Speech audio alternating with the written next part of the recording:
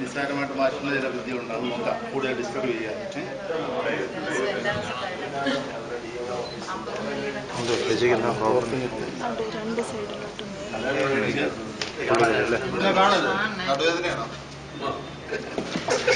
നല്ല ഭംഗിയായിട്ട് നല്ല മുറുകി കിടണം.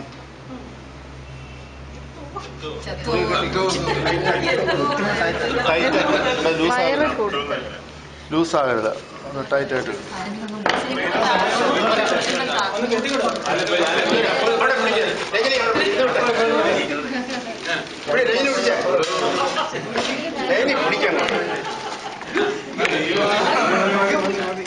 അഫോർഡബിൾ അല്ലാത്ത സ്റ്റേജ് വരും പറയണേ.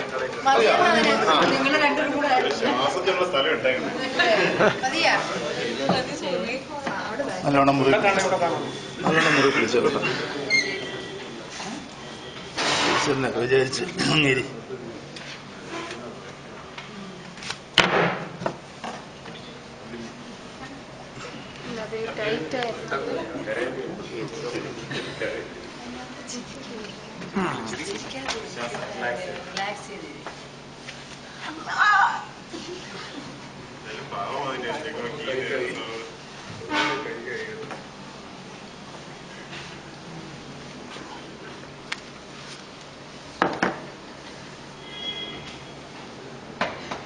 അല്പം ഒന്ന് വേദനിക്കും, പേടിക്കണ്ട.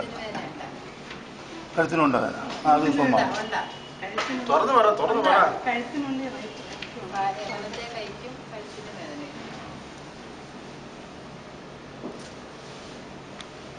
ടെക്നിക്കും പേടിക്കണ്ട.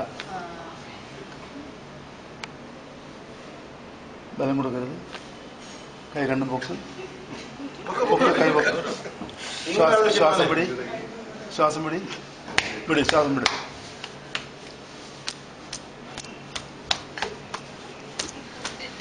എണീറ്റ് കെട്ടഴിച്ചു. ഇനി ഒന്ന് തിരിഞ്ഞ് നോക്കി അങ്ങോട്ട് വീണ്ടും. അവിടെ സ്റ്റെപ്പ് മാറാതെ അങ്ങോട്ട് വീണ്ടും തിരിഞ്ഞു നോക്ക്. സ്റ്റെപ്പ് മാറാതെ തിരിഞ്ഞു നോക്ക്. വേദന ഉണ്ടോ നോക്ക്. താഴെ നടുവിന് അങ്ങോട്ട് തിരി. കൈ വെച്ചിട്ട് അങ്ങോട്ട് ഇങ്ങോട്ട് ഇങ്ങനെ തിരി. സ്റ്റെപ്പ് മാത്രമുള്ള വേദനയില്ലല്ലോ. അവിടെ പിടിച്ചിട്ടൊന്ന് ഇരിക്കുകയും ചെയ്താൽ ചേർച്ചിട്ട് കൊടുക്കാം.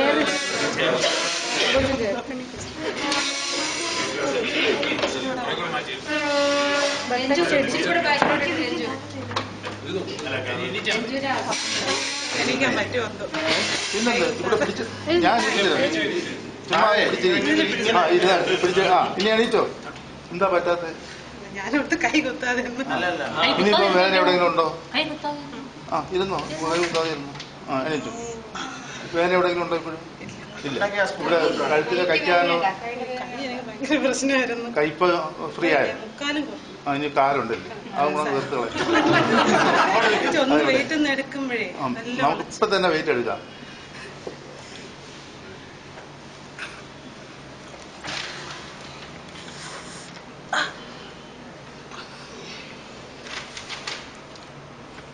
ഇനി പോയി ഏത് വെയിറ്റും പൊക്കിക്കും.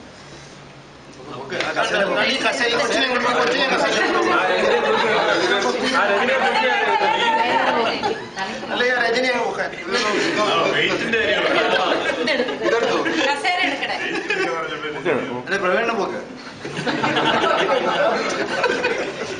ശരിയായി. സീരിയസ് ആയിട്ടാ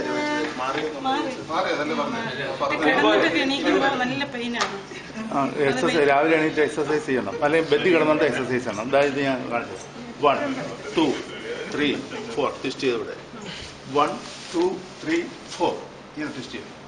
അതാണ് എക്സസൈസ് ചെയ്ത് വേണം. Neck exercise clockwise, anticlockwise, front and back, up and down, ഇത്രയും കൂടെ ചെയ്യണം.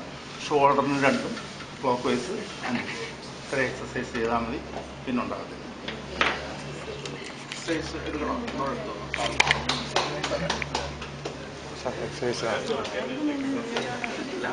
നോക്കിയോ, നിങ്ങളെല്ലാം ചെയ്യാൻ കഴിയില്ല.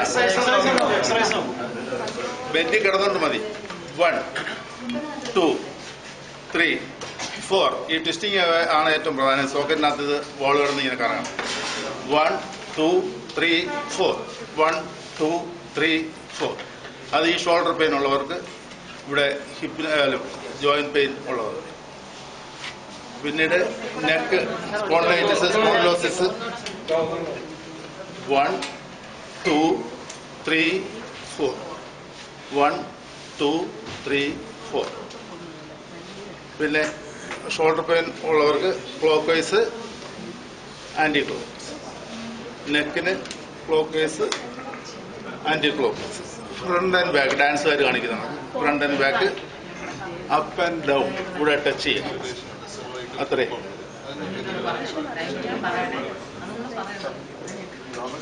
കഴുത്തിന്റെ പ്രോബ്ലം എല്ലാവർക്കും, പ്രത്യേകിച്ച് ലേഡീസിന് വളരെ കൂടുതലുള്ളതാണ്.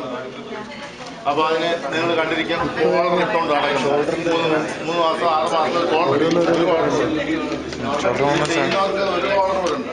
അഥവാ പ്രശ്നം ഉണ്ടെങ്കിൽ സ്പോണ്ടിലൈറ്റിസ് ഉണ്ടെങ്കിൽ കോളറൊന്നും ഇരിക്കേണ്ട. ഇതുപോലെ ട്വിസ്റ്റ് ചെയ്താൽ മതി, എക്സസൈസും ചെയ്യിച്ചാൽ മതി.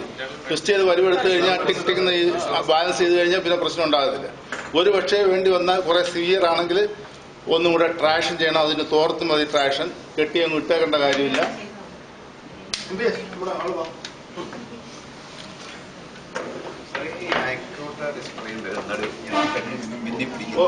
ചുമയ്ക്കുമ്പോഴൊക്കെ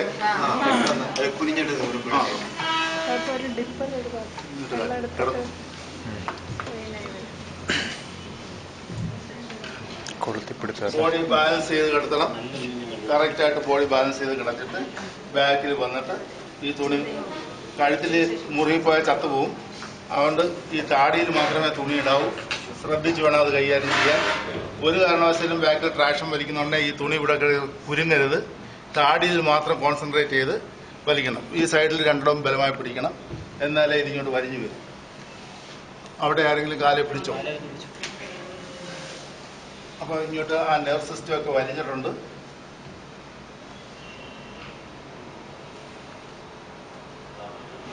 അപ്പ് ആൻഡ് ഡൗൺ എടുക്കാം.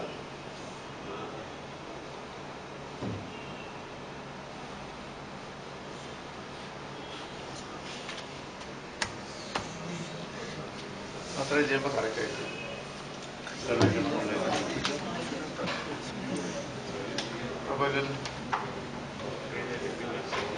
ഹിപ്പ് ജോയിന്റ് ഇവിടെ വരെ എത്തി. Hip joint dislocation.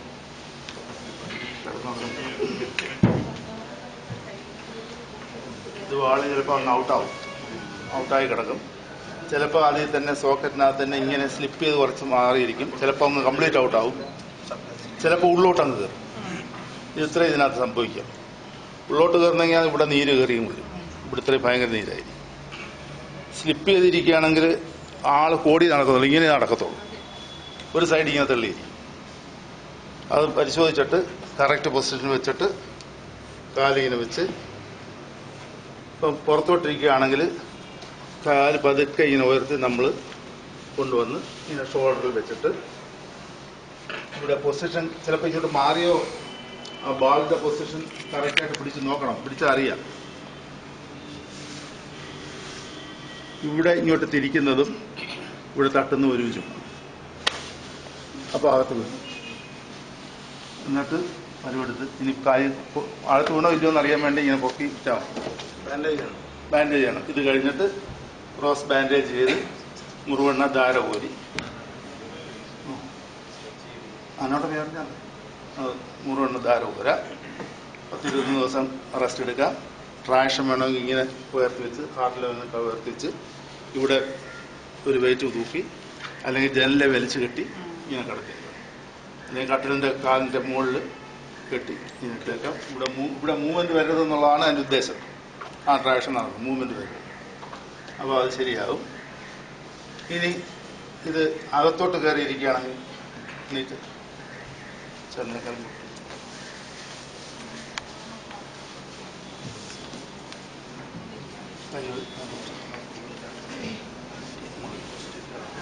പുറകിൽ കയറി നിന്ന് ഈ കൈ വരുത്തോണ്ട് നമ്മൾ ബാക്കിൽ ചേർന്ന് നിന്നുകൊണ്ട് ഈ ഒരു കാല് നമ്മുടെ ഒരു കാലെടുത്ത് ഇവിടെ ചവിട്ടണം. ചവിട്ടി താത്തോണ്ട് ഈ താടി മേപ്പോട്ട് കൈയും താടിയും കൂടെ മേപ്പോട്ട് വലിക്കുമ്പോൾ ഇത് പുറത്തോട്ട് കുറച്ചും കൂടെ സ്ലിപ്പ് ചെയ്ത് പൊസിഷനും ഇവിടെയാണ് കുഴപ്പമെങ്കിൽ അവിടെ ആ സൈഡിൽ ചെയ്യണം, ഇവിടെയാണെങ്കിൽ ഇവിടെ നിന്നുകൊണ്ട് ചെയ്യണം. എന്നിട്ട് ട്വിസ്റ്റ് ചെയ്യാൻ പറഞ്ഞാൽ ഇങ്ങനെ ട്വിസ്റ്റ് ചെയ്യാൻ കഴിയുമെങ്കിൽ കറക്റ്റ് പൊസിഷനായി മുമ്പോട്ടും പറഞ്ഞോട്ടും. ആ പേഷ്യന്റിന് ഇരിക്കാൻ പറ്റുമോ? ഇരുത്തണം, ഇരുത്തണം. ഇരുത്തുന്നത് പൊസിഷൻ വേദന കാണും എങ്കിലും ആ പൊസിഷനിൽ ഇരുത്തി വെക്കൂ.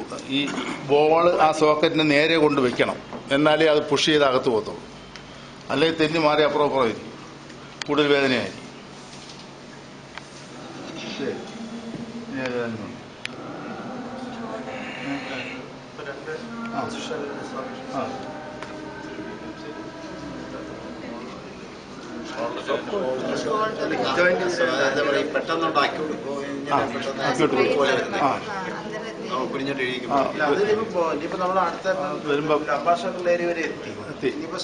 പിന്നെ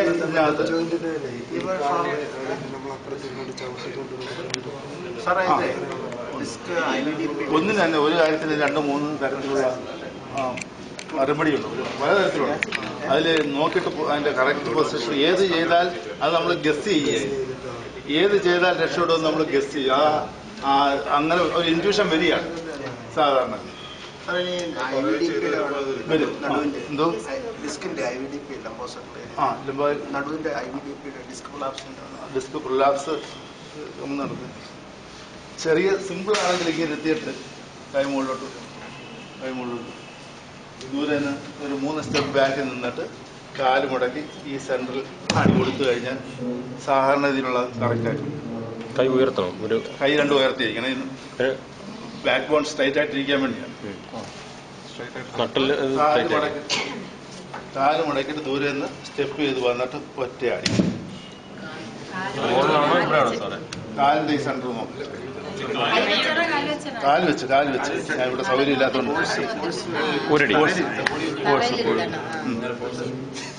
അടുത്തത് കടന്ന്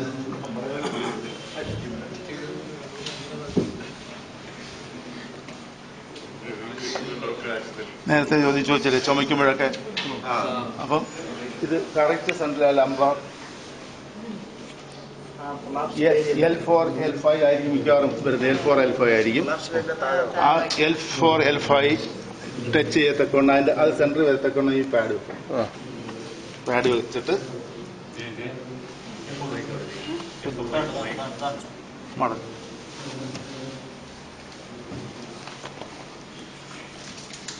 ഹിപ്പ് പൊക്കിയിടാൻ വേണം അതിന്റെ സെന്ററിൽ തന്നെ. ഹിപ്പ് പൊക്കിയിട്ട്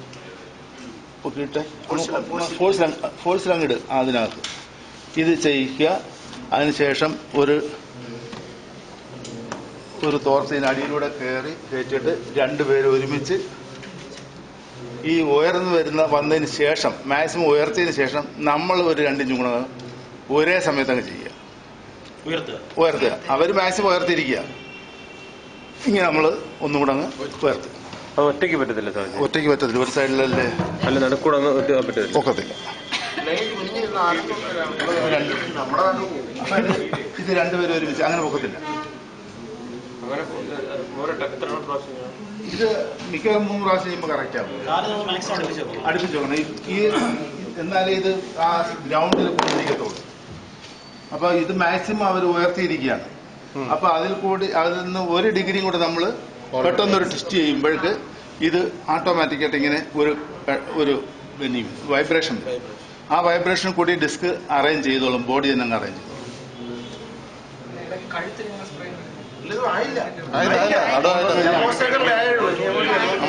എന്തെങ്കിലും ഉണ്ടെങ്കിൽ പറ. ഈ ഡിസ്റ്റൻസസ് ഉള്ള കണ്ടീഷൻ പിന്നെ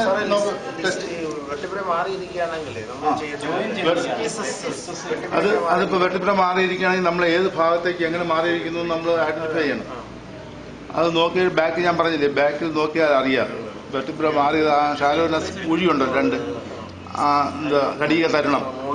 അപ്പൊ അത് നോക്കിയിട്ട് അത് എങ്ങോട്ട് ചാഞ്ഞിരിക്കുന്നു. ചിലപ്പോൾ ഒരെണ്ണം മോളി കുഴി, ഒരെണ്ണം താഴെ, ചിലപ്പോൾ ഇങ്ങനെ, ചിലപ്പോൾ ഒന്ന് വൈഡായിട്ടിരിക്കും, ഒന്ന് ചെറിയ കുഴി. അത് കാണുമ്പോൾ നമുക്കറിയാം ഒന്ന് അകത്തോട്ട് പോയതാണോ പുറത്തോട്ട് വന്നതാണോ മുകളിലോട്ട് കയറിയിട്ടുണ്ടോ താഴോട്ട് പോയിട്ടുണ്ടെന്ന്. അത് സ്വയം അത് ഡയഗ്നോസ് ചെയ്തിട്ട് വേണം എന്ത് ചെയ്യണമെന്ന് തീരുമാനിക്കും. അത് സാധാരണഗതിയിൽ 3 ഇതിപ്പോ മുന്നോട്ട് വന്നതാണെങ്കിലോ എങ്ങനെ മുന്നോട്ട് വന്നതാണ്? പുറന്നോട്ട് വന്നതാണ്. അകത്തോട്ട് പോയതാണെങ്കിലോ?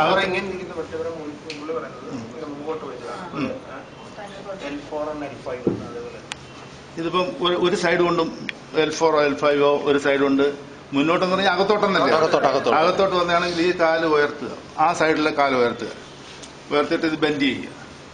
ബെൻഡ് ചെയ്തിട്ട് ഇങ്ങനെ വന്നിട്ട് ഇവിടെ ഒരു പ്രസ്സിങ് കൊടുത്ത് ഇങ്ങനെ ഒരു അടിച്ചു കഴിഞ്ഞാൽ അതങ്ങ് താഴെ പോകും.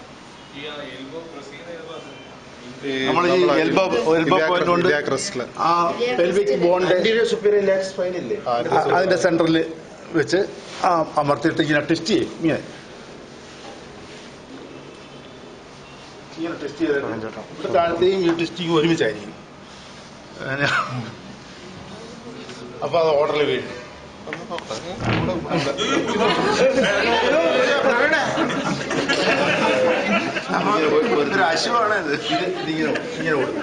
മറ്റേത് വേറെ ഇത് വേറെ. ഇത് അമർത്തുന്നതും ഇവിടെ ടെസ്റ്റ് ചെയ്യുന്നത് ഒരുമിച്ചായിരിക്കണം. അങ്ങനെ എന്തെങ്കിലും വേനുണ്ടെങ്കിൽ പറയണം കേട്ടോ. കറക്റ്റ് ചെയ്യുക. ഇപ്പം ഇപ്പോൾ വരെയുള്ള തീർന്നല്ലേ? ഒരു സൈഡിൽ ഒരുപാട് പ്രൊസീജിയർ ഉണ്ട്.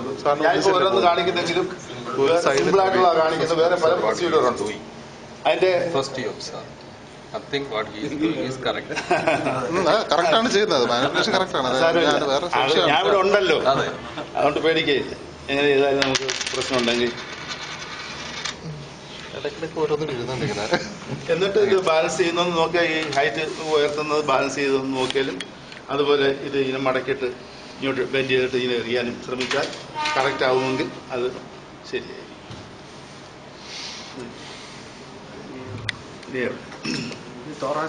തൊറാസിക് ഏറിയാൽ 12 അറിയാലോ, T12 വരെ ഇവിടെ ഉണ്ട്. കിഡ്നിയുടെ ആ ഭാഗം വരെ ഉണ്ട്. ഇവിടുന്ന് ഇത് ഏത് വേണമെങ്കിലും സ്ലിപ്പ് ചെയ്ത് അങ്ങോട്ട്. സാധാരണഗതിയിൽ T10 അങ്ങനെ ഒരു പ്രശ്നം വരുന്നത്. കാര്യം മൂവ്മെന്റ് കൂടുതൽ അതിനാണ്. കുനിയുമ്പോഴും നൂരുമ്പോഴും ഉള്ള മൂവ്മെന്റ് അതിന് ആളിനെ കുത്തിയിരുത്തിയിട്ട് നമ്മൾ ബാഗ് തറയിരുന്ന് ചെയ്താലേ അത് ഒക്കും. ഞാൻ പറഞ്ഞുതരാം. ഏത് വെട്ടിപ്പിടെയാണോ ഇങ്ങോട്ട് തള്ളിയിരിക്കുന്നത് അതിന്റെ മുകളിൽ ഇതുപോലെ പന്ത് വെച്ചിട്ട് അതിനകത്ത് നമ്മുടെ മുട്ട് കയറ്റും. സെൻട്രൽ മുട്ട് മടക്കി അവിടെ പ്രസ് ചെയ്ത് പിടിച്ചിട്ട് കൈ രണ്ടും കൂടെ നമ്മൾ തന്നെ ആ നേവൽ സൈഡിൽ നിന്ന് അമർത്തി ഇങ്ങോട്ടെടുത്ത് കക്ഷത്ത് കൊണ്ടുവന്നിട്ട് പൊക്കി ഇങ്ങനെ കൊണ്ടുവന്ന് ഈ മുട്ട അങ്ങോട്ട് പ്രസ് ചെയ്തിട്ട് ഇവിടെ അങ്ങോട്ട് തിരിക്കുന്നുണ്ട്. ഇത് ഓർഡർ അതിൽ ഏതാണെന്ന് പരിശോധിച്ചിട്ട് തള്ളിയെങ്കിൽ നമുക്ക് കണ്ടറിയാം. അത് പരിശോധിച്ചിട്ട് ചെയ്യാവും. അഥവാ കുഴിഞ്ഞ് അകത്തോട്ടിരിക്കുകയാണെങ്കിൽ ആളിനെ ഇങ്ങനെ ബെൻഡ് ചെയ്തിട്ട് ഇവിടെ കൊണ്ട് നമ്മൾ പതുക്കെ ഇങ്ങനെ പ്രസ് ചെയ്തു അബ്ഡമൻ ആ ഡയഫ്രത്തിന്റെ ഭാഗത്ത് വെച്ച് അങ്ങോട്ട് തല്ലി കൊടുക്കും. കൈയുടെ പൊസിഷൻ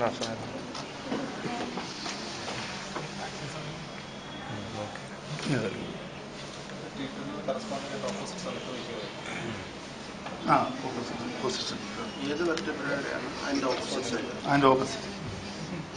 എന്നിട്ട് ടെസ്റ്റ് ചെയ്ത് അങ്ങോട്ട് കണ്ട് തിരിക്കുമ്പോൾ പെയിനൊന്നും ഇല്ലെങ്കിൽ ഓക്കെയാണ്.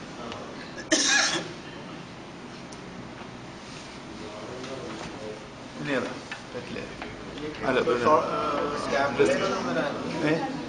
അത് വരും. ഷോൾഡർ ഹംസഫലകം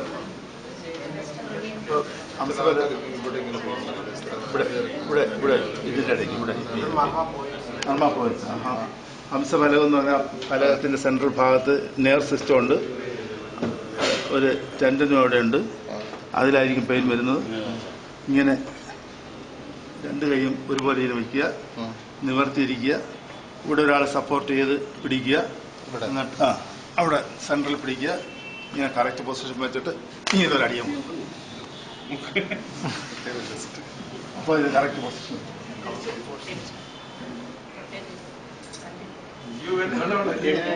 ഇല്ല, സ്കാപ്പിലയുടെ സെൻട്രൽ വയ്ക്കുക. രണ്ട് സ്കാപ്പിലയുടെ സെൻട്രൽ പോയിന്റ് ഏതാണ്? സെൻട്രൽ പോയിന്റ് സെൻട്രൽ പോയിന്റ് ഏതാണ്? സെൻട്രൽ പോയിന്റ് ഏതാണ്? ഏത് ഭാഗമാണ്?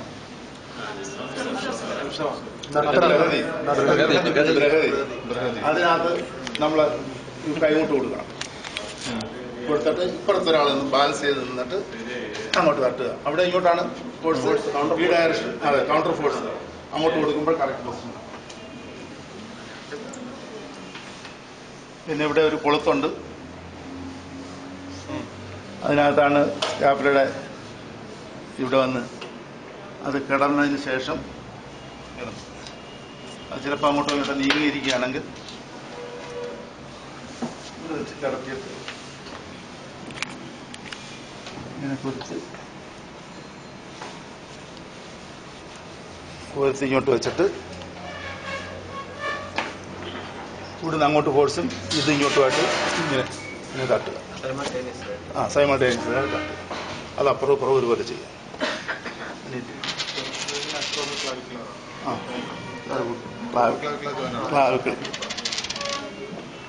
ഇവിടല്ലേ വന്ന് കിടക്കുന്നത്. ഭുജമർമ്മം ഒന്നും പറ അത് വന്നില്ല. ഷോൾഡർ ജോയിന്റ്, ക്ലാവിക്കൽ ജോയിന്റ് ഇവിടെ, അവിടെയാണ് കൊരുത്ത് നമ്മൾ വലിക്കുന്നത്. ഷോൾഡർ ജോയിന്റ് മിക്കവാറും ഈ ഡിസ്ലൊക്കേഷൻ വരിക എന്നുള്ളത് വളരെ കോമൺ ആയിട്ട് സ്പോർട്സിൽ ചെന്ന് മറിഞ്ഞു വീണാലും ഒക്കെ വരുന്നതാണ്. ഒരുപാട് മെത്തേഡുണ്ട്. ശരിയാണ്. ഷോൾഡർ നമുക്ക് ചായ കുടിച്ചത്